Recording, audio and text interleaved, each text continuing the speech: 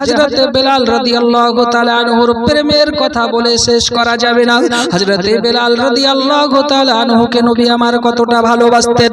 একদিন হযরতে রাসূল পাক সাল্লাল্লাহু তাআলা আলাইহি ওয়াসাল্লাম আপনার বলতে আছেন, বেলাল তুমি জান্নাতি। জোরে বলুন সুবহানাল্লাহ, আর একটু আওয়াজ দিয়ে বলুন সুবহানাল্লাহ। নবী আমার বলেছেন, বেলাল তুমি জান্নাতি। হযরতে বেলাল দুলতে শুরু করে দিয়েছেন, ঝুমতে শুরু করে দিয়েছেন। ইয়া রাসূলুল্লাহ, ইয়া হাবিবাল্লাহ, আমি জান্নাতি। বলে হ্যাঁ তুমি জান্নাতি। ওগো নবীজি, আপনি যখন আমাকে জান্নাতি কথা বলেছেন, অবশ্যই আমি জান্নাতি, আমি জান্নাতে যাব। ইয়া রাসূলুল্লাহ, ইয়া হাবিবাল্লাহ, আপনাকে আমি একটা কথা বলতে চাই, আপনাকে আমি একটা কথা বলতে চাই, দুঃখ করবেন না যেন আমার।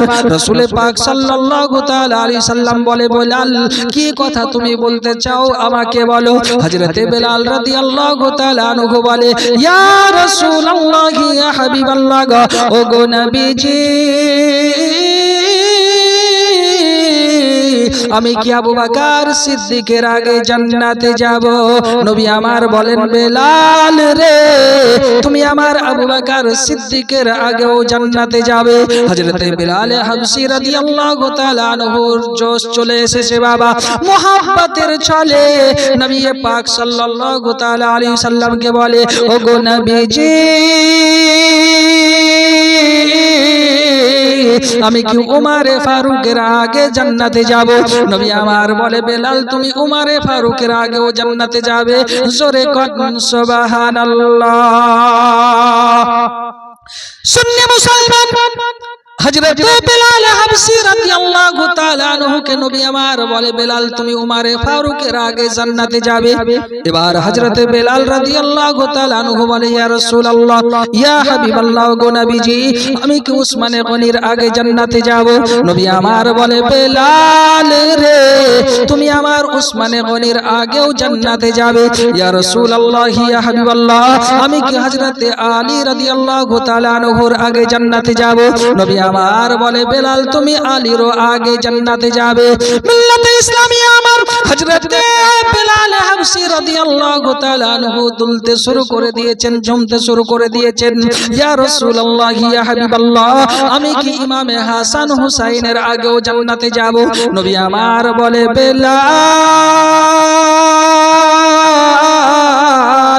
তুমি আমার ইমামে হাসান হুসাইনের আগেও জান্নাতে যাবে। জোরে বলুন সুবহানাল্লাহ। আব্বা জানেরা আমার, হযরতে বেলাল হাবশী রাদিয়াল্লাহু তাআলা আনহু এবার নবী পাক সাল্লাল্লাহু তাআলা আলাইহি সাল্লামকে বলে, ওগো নবীজি, আমি ইমাম হাসান হুসাইনের আগেও জান্নাতে যাব। এবার আপনি বলুন, আমি কি আপনার কলিজার টুকরি হযরতে ফাতেমাতুজ জোহরা রাদিয়াল্লাহু তাআলা আনহার আগে জান্নাতে যাব? নবী আমার বলে, বেলাল রে, আমি রাসূলুল্লাহ তোমাকে বলে দিলাম, তুমি আমার কলিজার টুকরি হযরতে ফাতেমার আগে জান্নাতে যাবে। জোরে বলুন সুবহানাল্লাহ। নবী বলছেন, বেলাল তুমি ফাতেমারও আগে জান্নাতে যাবে। হযরতে বেলাল বলছে, হুজুর আমি ফাতেমার আগে জান্নাতে যাব?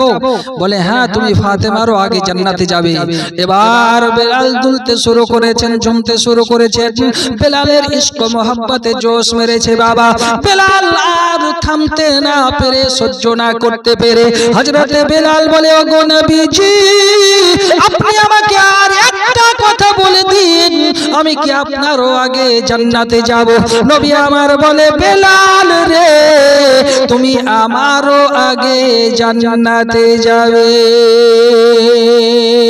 সুন্নি মুসলমান, নবী পাক সাল্লাল্লাহু তাআলা আলাইহি ওয়াসাল্লাম যখন বলেছেন, বেলাল তুমি আমারও আগে জান্নাতে যাবে, সঙ্গে সঙ্গে হযরতে বেলাল হাবশী রাদিয়াল্লাহু তাআলা আনহু নবী পাক সাল্লাল্লাহু তাআলা আলাইহি সাল্লামের কদম দুইখানা জড়িয়ে ধরে বলে, ওগো নবীজি, বেয়াদবি করে ফেলেছি, ভুল করে ফেলেছি, অন্যায় করে ফেলেছি গো মুস্তাফা, আপনি আমাকে মাফ করে দিন।